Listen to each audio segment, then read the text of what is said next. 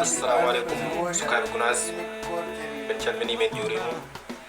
e bandiraɓe ko artuɗo hannde e ƴewde ɓeɗo rewɓe bonji koɓe goni e haalde dow mum ko jen ƴeewen ɗum gare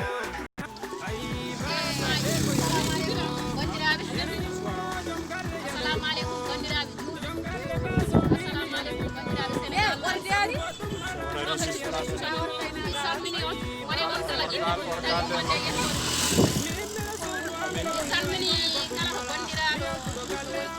haymo wona juuɗe so tawi ene yeewa oɗo image ene jogui e ɓiɗɗo debbo salmini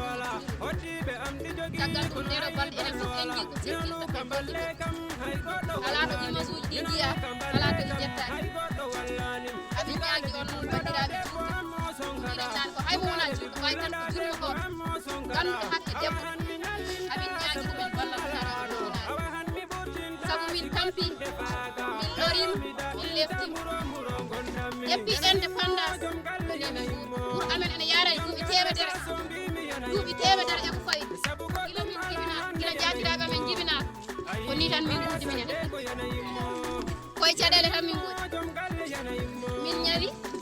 min tampi min lefti min ɗorim so tawi ene wiye kam coronavirus minen kam min kalantaki haala coronavirus komin maayi ɗum tuwa watti leydi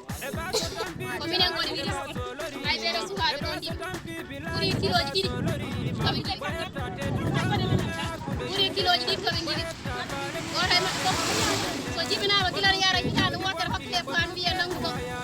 ko jomum ko noon worata ko hen noon jibinirte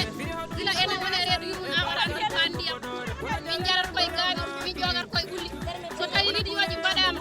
walla audio ji mbaɗama mbiyam probléme bonji rek probléme bonji wawa reftude probléme bonji wawa reftude hay e nder duuɓi ɗiɗi saha e nder balɗe ɗiɗi min jiiɗi noon ko kala darɗo image o yo dar anda wiyoɓe probléme bonji refliɓe ɓe jiiɗamin koɓe hasideji amen ɓe goni ɗo duuɓi temdere ɓe jittani probléme bonji ko reftude probléme bonji e nder balɗe a salmini on juuɗe moon kala keɗiɗo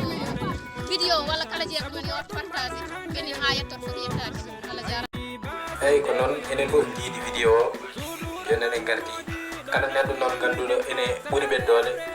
ene foti yaade wallitawɓe e ɗen golle mabɓe ha tengti noon e laamu ngu bandiraɓe on jarama